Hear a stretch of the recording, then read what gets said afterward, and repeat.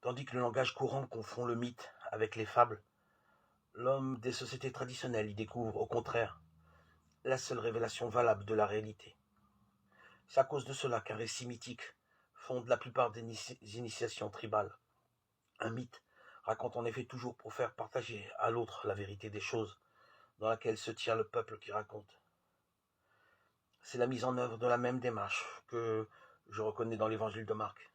Il raconte pour faire éprouver à d'autres l'expérience croyante qui fonde la vie des croyants dans leur relation à Jésus le Christ. Il raconte pour que d'autres puissent faire l'expérience d'un événement dont les croyants se découvrent constamment contemporains et bénéficiaires, quelle que soit la distance qui les sépare du temps de Jésus. On confond souvent la pédagogie avec l'art de la comparaison.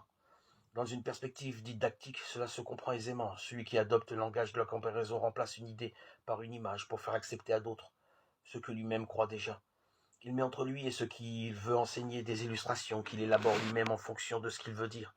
Et quand il fait appel à des textes bibliques, des images ou des figures de croyants, il les choisit pour leur capacité à illustrer quelque chose que d'avance il s'est lui-même fixé d'enseigner. Dans cette démarche-là, il y a d'un côté le contenu de la foi et de l'autre des matériaux qui servent à l'enseigner. Cette désastreuse distinction n'existe pas dans la démarche mise en œuvre par l'évangile de Marc, parce que le contenu de la foi y a valeur d'événement. Il est toujours indissociablement lié à des expériences qui doivent en éveiller l'intérêt. Les événements qui se produisent avec Jésus y sont donc racontés avec une visée bien précise, rendre possible que d'autres éprouvent dans son retentissement pour eux l'événement, qui donne valeur à intérêt et intérêt à la foi des chrétiens.